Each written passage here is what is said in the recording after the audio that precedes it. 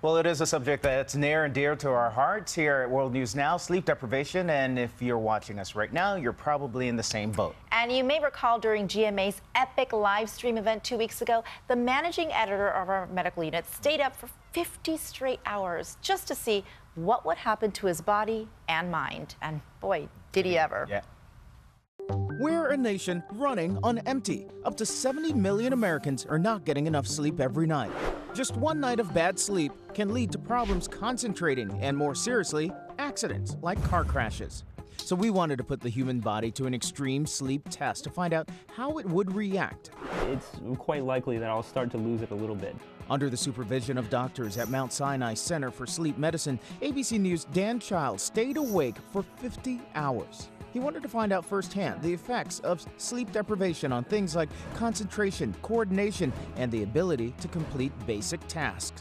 The rules were simple. Dan was not allowed a wink of sleep or a sip of caffeine. When you sleep deprive humans, they eat more. Dan craved carbs like cereal and pie and forced himself to be active to stay awake.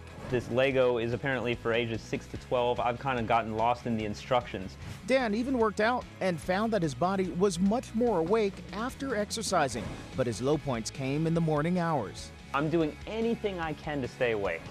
After being awake for 50 hours, Dan was disoriented and unable to complete simple tasks, not to mention utterly exhausted. Probably have a couple of hours left in me, and then we'll see what happens. And Dan Childs joins us now live. So, Dan, what did happen after the experiment? Well, the experiment, after the 50 hours, we went back to the hospital room where I had been staying for 40 hours. I was completely disoriented. It was as if someone had picked up the room and turned it 90 degrees. I couldn't really find my way around, couldn't find my way out.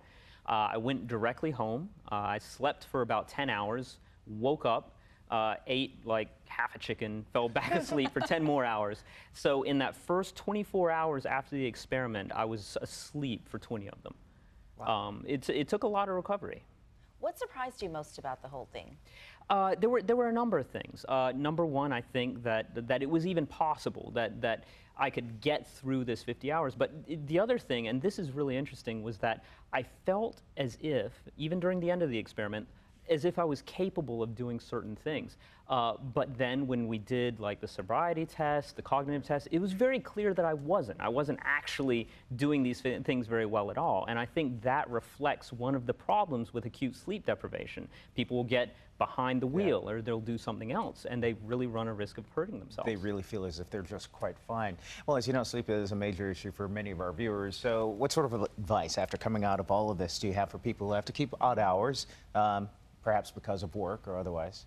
You know, what most sleep experts say about this is that the trick is to keep a schedule. No matter what your shift happens to be, just make sure that you have a regular sort of schedule that allows you enough sleep and really stay disciplined to that. As long as you're getting the hours that you need, you're probably going to be okay. Once you start cutting into that or making it irregular, that's really where you run into the problems with chronic sleep deprivation. Good. And many of us have been in that situation of just tossing, turning, not being able to go to sleep. So frustrating. What's your advice for that? Well, there are a couple of things that people can do.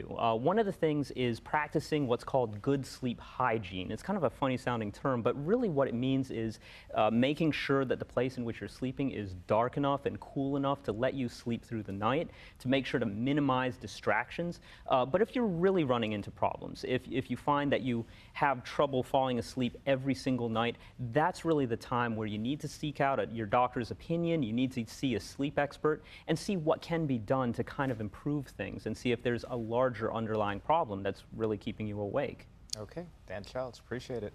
Thank you.